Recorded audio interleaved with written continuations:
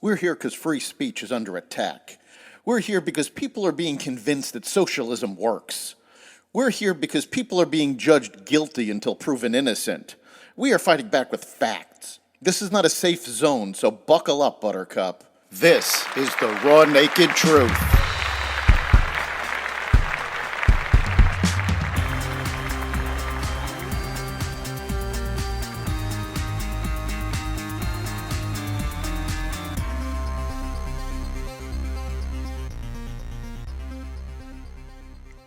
Betting on the presidential election. Trust in the media falls. Your morning coffee will be more expensive and more. Welcome to the Raw Naked Truth. I'm your host, Eric Lopkin, and here's the news you need to know. A federal appeals court has allowed betting platform Kalshi to take wagers on the upcoming U.S. election. This month, bettors have used the platform to wager over $12 million on Kamala Harris and Donald Trump, according to the app's founder.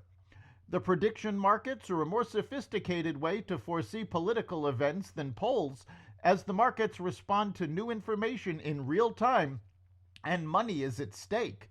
In the prediction markets, Trump is up 55% to 45% for Harris on Kalshi. Polymarket has Trump with a 56% chance of winning and Harris at 44%, and PredictIt shows Trump's campaign is in the lead as well.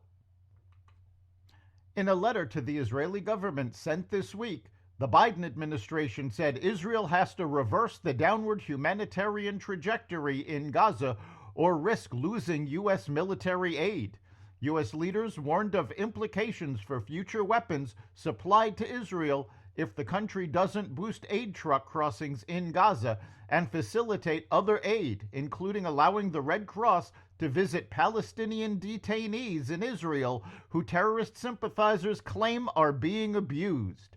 The U.S. gave Israel 30 days to stop obstructing aid crossings and demonstrate a sustained commitment to halting the humanitarian crisis.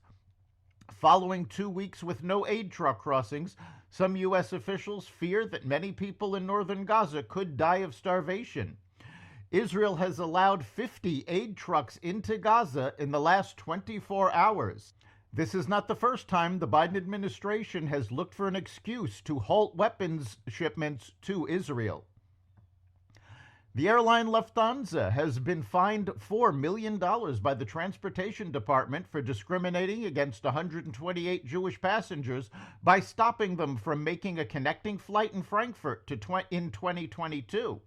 They were on their way from New York to Budapest for an event in honor of an Orthodox rabbi when a Lufthansa captain reported misbehavior by a group of passengers after the first leg of the flight. Right away, without evidence, the airline put a hold on 128 passengers wearing Orthodox Jewish clothing. The fine is the largest issued against an airline for civil rights violations. Americans' trust in the media has plunged to a new low, according to a Gallup poll. Just 31% of respondents said they either had a great deal or a fair amount of trust in mass media. 33% said they had not very much trust in mass media, and 36% said they had no trust at all in mass media. This bleak picture is often presented as a crisis of trust, when really it's a crisis of trustworthiness. Your morning coffee is about to get more expensive. Starbucks is scaling back discounts.